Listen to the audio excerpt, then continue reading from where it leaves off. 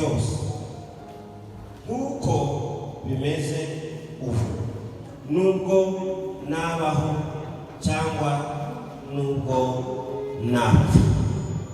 Amen. Amen. Twongeye kandi gushima Imana iduhaye uyu mwanya kugira ngo tuganire ijambo ryayo. Imana ishimwe cyane. Amen. Turabashimiye kubw'ikaze mwongeye kuduha, mutwita abashitsi cyane, murakoze cyane. Turabasabira umugisha ku Mana. Turashimira ubuyobozi bw'amahirwe buduhaye no kugira ngo tuganire ijambo ryayo. Imana ibaha umugisha. Tudatinze, reka tuje mu ijambo ry'Imana. Tugiye kuganira ijambo rivuga kubaho ubuzima bufite icyo busobanuye, kubaho ubuzima bufite igisobanuro. Nk'uko twari tumaze perezida amaze kuvuga mu kanya, ikintu cyose kidafite ubusobanuro ntacyo kimaze. Ya jambo yarakoresheje n'ayandi majambo yose, hari igihe umuntu ashobora gukoresha ijambo atazi ubusobanuro bwacyo, bakakubaza ngo ese iri jambo risobanura iki? Ukavuga ngo simbizi. Hari amajambo ashobora kubaho adafite ubusobanuro. Ikintu cyose kidafite icyo gisobanuye ntacyo kimaze. Ariko muri uyu mugoroba ndagira ngo tuganire ubuzima bufite icyo busobanura ni ubuhe. Ubuzima bufite ubusobanuro ni ubuzima bumeze gute? Pawulo niwe wanditse aya majambo tumaze gusoma, arimo abwira Abafilipi, ababwira kubaho mu buryo bufite ubusobanuro icyo ari cyo.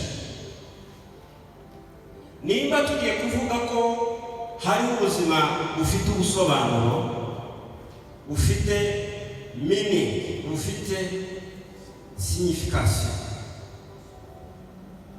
mu Kiswahili baravuga ngo uzima unao maana, ufite icyo usobanuye. Hariho n'ubuzima nabwo budafite icyo busobanuye. Hariho kubaho nko kubaho gusa bidafite icyo bisobanuye. Kurikije amajambo maze gusoma hano, Pawulo yabwiye Abafilipi arababwira ngo kugira ubuzima bufite icyo busobanuye ni ubuzima bubayeho bwa Kristo.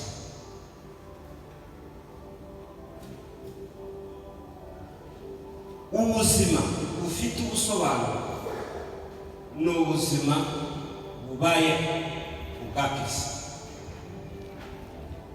Ubuzima bubayeho kubw'ubutumwa bwiza bwa Kristo.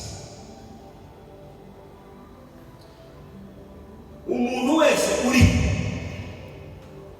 ariko atabereyeho impamvu za Kristo abayeho nabi, abayeho nta cyerekezo, abayeho mu buzima budafite ubusobanuro. Ariko muri uyu mugoroba ndagira ngo mbahamagarire mwese kugira ngo tumenye ko ubuzima bwacu bufite agaciro kubwo kubaho tubayeho kubera Kristo, kubera ubutumwa bwiza. Amen. Reka mvuge amajambo ngira ngo kurana. Ijambo rya mbere, ubutumwa bwiza ni iki?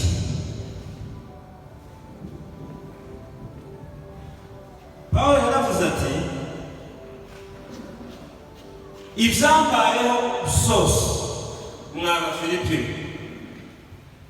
vyambereye vyahindutse ikintu gituma ubutumwa bwiza gutera imbere. Nimba narafunzwe kwabwira ngo ubutumwa bwiza gutera imbere, we ubayeho kubera iki? Ubuzima bwawe bufite ubuhe busobanuro? Nimba ubuzima bwawe butabaye kubera ubutumwa bwiza, butayabeshejweho n'ubutumwa bwiza, butayoborwa n'ubutumwa bwiza, budafite intego n'iherezo mu butumwa bwiza, ubuzima bwawe nta busobanuro bufite.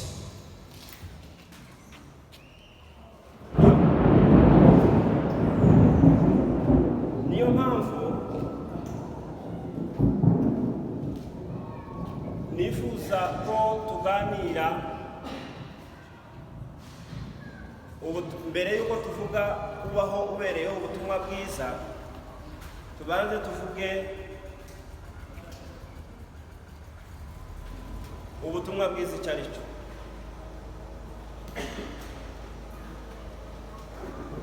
Amen. Isi yose yuzuye abavugabutumwa, abantu bose babaye abavugabutumwa, n'abantu baravuga ngo ngiye mwivugabutumwa, akamara ukwezi ataravuga ubutumwa, akagaruka ngo avuye mwivugabutumwa ariko atarigeze avuga ubutumwa bwiza.